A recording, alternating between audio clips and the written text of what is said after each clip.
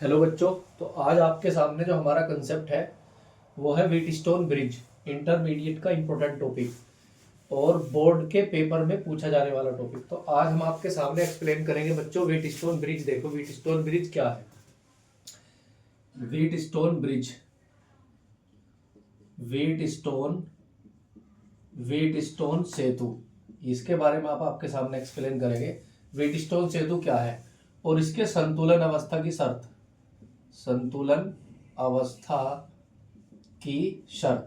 तो संतुलन अवस्था की शर्त बच्चों होती है P/Q बराबर होता है R/S। व्हीटस्टोन ब्रिज में P/Q is equal to R/S। तो व्हीटस्टोन एक साइंटिस्ट का नाम है। व्हीटस्टोन ब्रिज कहते हैं बच्चों एक ऐसा ब्रिज जिसमें 4 प्रतिरोध होते हैं और 4 प्रतिरोध में से किसी एक अज्ञात प्रतिरोध को हमें ज्ञात करना होता है और इसको ज्ञात करते हैं किरचॉफ के नियम से। तो देखिए व्हीटस्टोन ब्रिज में एक समांतर चतुर्भुज होता है, 4 प्रतिरोध समांतर चतुर्भुज की भुजाओं पर इस प्रकार लगे होते हैं। पहला प्रतिरोध आपका ये है, ये रहा। दूसरा प्रतिरोध ये रहा। समांतर चतुर्भुज की चारों भुजाओं पर प्रतिरोधों को लगाया जाता है। तो ये आपके हैं PQRS। इस वाले प्रतिरोध को बोलते हैं बच्चों P। ये हो गया आपका Q, ये हो गया R और ये हो गया S। इस पॉइंट को हमने नाम दे दिया, हमने इसमें एक सेल लगा दिया। देखिएगा ये आपका सेल है प्लस और माइनस। ये हमने लगा दिया एक स्विच। दूसरा ये आपका लगा दिया हमने एक सेल E। ये है स्विच K1 और यहाँ पे एक गैल्वेनोमीटर यूज कर लिया हमने कैपिटल G और यहाँ भी हमने एक स्विच यूज कर लिया। आपका ये K1 हो गया तो इसे कहेंगे हम K2। ठीक है बच्चों, ये आपका परिपथ है। इसका नामांकन करेंगे, ये हो गया A, ये हो गया B, ये हो गया C और ये हो गया D। तो ABCD समांतर चतुर्भुज की भुजाएं हैं AB और CD, AB, BC, CD और AD, जिसकी भुजाओं में प्रतिरोध लगाए गए हैं P, Q, R और S। इस समांतर चतुर्भुज की विकर्ण है आपका देखो AC वाले विकर्ण पे एक सेल यूज किया गया है और कुंजी K1 यूज किया गया है। और BD जो आपका डायगोनल है, AC विकर्ण में एक सेल को यूज किया गया है और AC विकर्ण में साथ में एक कुंजी यानी स्विच को यूज किया गया है। जो BD विकर्ण है आपका, BD विकर्ण में गैल्वेनोमीटर यूज किया गया है और स्विच K2 यूज किया गया है। संतुलन अवस्था की शर्त यह है यदि हम स्विच K1 और K2 को एक साथ ऑन कर दें, स्विच K1 और K2 को अगर एक साथ ऑन कर दें तो गैल्वेनोमीटर जीरो करंट प्रदर्शित करता है, यानी गैल्वेनोमीटर में फ्लो होने वाला करंट जो होता है वो जीरो होता है। तो अब हम इसमें किरचॉफ नियम की सहायता से देखेंगे किस तरह से P/Q R/S। आपके सामने ये संतुलन अवस्था की शर्त है। ये P/Q R/S कब होता है? जब गैल्वेनोमीटर में जाने वाली धारा जीरो हो, तो ये ब्रिज संतुलित ब्रिज कहलाता है। तो सेल से हमने करंट निकाला है I, ये करंट आया I, संधि A पे पहुंचने के बाद ये करंट बना I1 और यहाँ गया I2, यानी AB ब्रांच में I1 करंट गया और AD ब्रांच में आपका I2 करंट गया। जब ये करंट बिंदु B पे पहुंचेगा तो बिंदु B पे पहुंचने के बाद इसमें दो पार्ट में डिवाइड हो जाएगा, यानी गैल्वेनोमीटर में करंट फ्लो होगा IG। गैल्वेनोमीटर में फ्लो होने वाले करंट को हम किससे सिंबल करेंगे? IG से। अब BD यानी BC वाली जो ब्रांच है इसके अंदर करंट कितना जाएगा? देखो यहाँ से I1 आया, इस संधि पे पहुंचने के बाद दो ब्रांच में बट गया, तो यहाँ आएगा आपका I1 माइनस IG, यानी BC ब्रांच में जाने वाला जो करंट है वो क्या है? I1 minus IG। BD वाली ब्रांच में IG करंट आ रहा है ये ना, और यहाँ से आ गया I2। तो जो DC वाली ब्रांच है इसमें करंट जाएगा I2 प्लस IG। ऊपर से आया IG और नीचे से आया I2 और दोनों को मिला के कितना हो गया? I2 plus IG। संधि C पे पहुंचने के बाद ये वाला current I1 minus I2, I1 minus IG और I2 प्लस IG।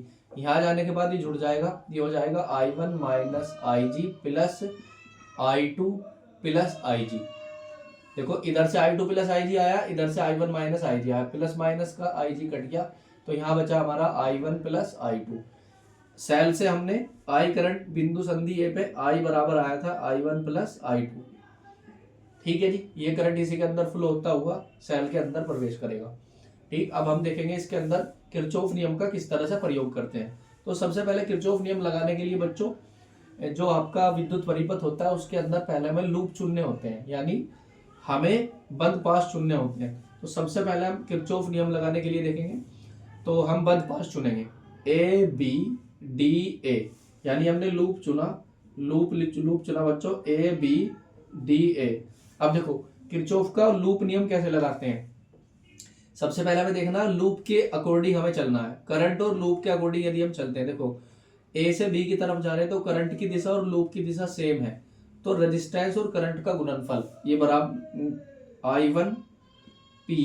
इसके बाद इस पर जाएंगे तो B से हम D पर जाएंगे ना, तो B से D पर जाने के लिए प्लस आ गया IG इंटू जी। ये कैसे आया, इस BD ब्रांच में IG करंट फ्लो हो रहा है और रेजिस्टेंस किसका, गैल्वेनोमीटर का। लूप की डायरेक्शन और करंट की डायरेक्शन सेम है तो ये प्लस आएगा। इसके बाद आएंगे हम D पे, तो D से हम A की तरफ जाएंगे।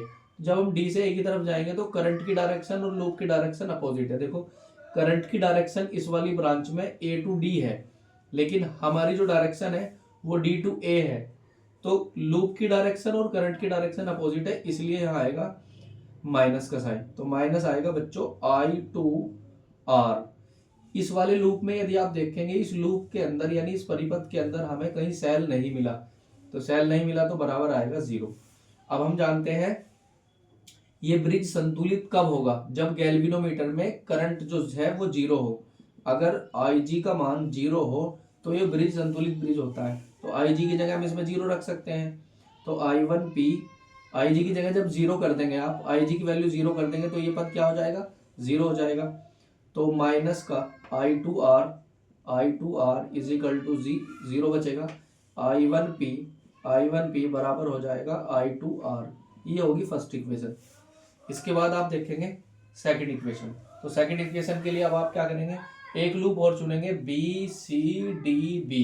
अब हम सेकंड लूप चुनेंगे, लूप BCDB, इस लूप को चुनेंगे। देखो BCDB, इस वाले लूप में आप देखेंगे BCDB, इस वाले लूप को देखेंगे तो अब इसमें B से C की तरफ देखेंगे आप, लूप की डायरेक्शन B से C की ओर है, तो I1 माइनस IG इंटू में रेजिस्टेंस आएगा Q। दोनों की दिशा सेम है तो यहाँ प्लस का साइन आएगा। अब C से D की ओर जाएंगे, तो C से D की तरफ जाएंगे ना, तो करंट की डायरेक्शन और लूप की डायरेक्शन अपोजिट है, तो माइनस आएगा I2 प्लस IG ब्रैकेट में इंटू में S। इसके बाद हम D से B की तरफ जाएंगे, तो D से B की तरफ जाएंगे तो करंट की डायरेक्शन और लूप की डायरेक्शन अपोजिट है, तो फिर माइनस आएगा IG इंटू जी।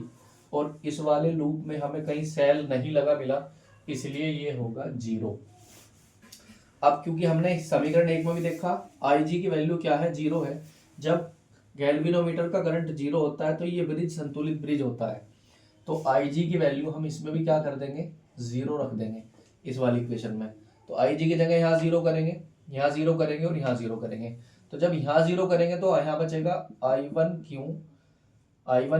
यहाँ 0 करेंगे तो यहाँ बचेगा माइनस का I2S, और इस पद को 0 करेंगे तो ये सारा पद 0 हो जाएगा, क्योंकि IG इंटू जी, ये पद 0 हो जाएगा, इजिकल टू आएगा 0। ये पद इधर चला जाएगा तो I1Q इजिकल टू हो जाएगा I2S। ये समीकरण नंबर 2 आ जाएगी आपकी। इस समीकरण 1 और 2 को आपस में हम क्या कर देंगे, डिवाइड कर देंगे। तो divide by equation first and second, दोनों इक्वेशन को आपस में डिवाइड कर देंगे। डिवाइड करने के बाद देखेंगे I1P अपॉन में I1Q बराबर I2R अपॉन में I2S। I1 से I1 कट गया, I2 से I2 कट गया, तो यहाँ बचा, यहाँ आपके सामने क्या बचा, P upon Q is equal to बचा R अपॉन S। तो ये रहा आपके सामने व्हीटस्टोन ब्रिज की संतुलन अवस्था।